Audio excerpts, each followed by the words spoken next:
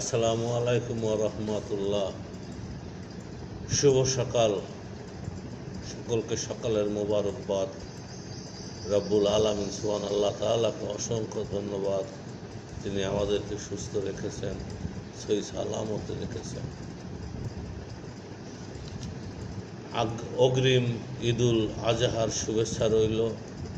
বন্ধুগণ, আসছে ঈদুল আজহা, আমরা সবাই প্রস্তুতি নিচ্ছি কুরবানির জন্য। নিশ্চয়ই আমরা সকলে প্রস্তুতি নিচ্ছি কুরবানি দেওয়ার জন্য। আল্লাহ যেন আমাদেরকে সৎ পথের আয় দ্বারা কুরবানি দেওয়ার তৌফিক দান করে, আমিন। আল্লাহ পাক যেমন হজরত ইব্রাহিম খলিলুল্লাহ আলাইহিসসালামের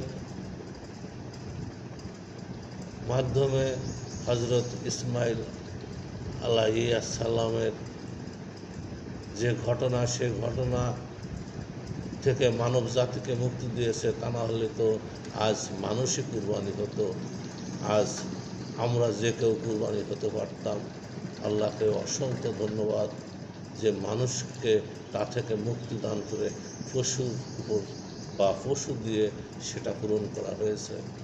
তাই পশুটা যেন আমরা সৎ পথের উপার্জন দ্বারা এবং সুদ মুক্ত এবং ঘুষ মুক্ত টাকা দিয়ে যেন পশুটা ক্রয় করে আমরা কুরবানি দিতে পারি এবং হাদিস ও কোরআন মোতাবেক যেন আমরা সে কুরবানিটা দিতে পারি এবং আমাদের পরিবার পরিজন নিয়ে আমরা যেন সৎ পথে হালাল পথে আয় দ্বারা সংসার পরিচালনা করতে পারি।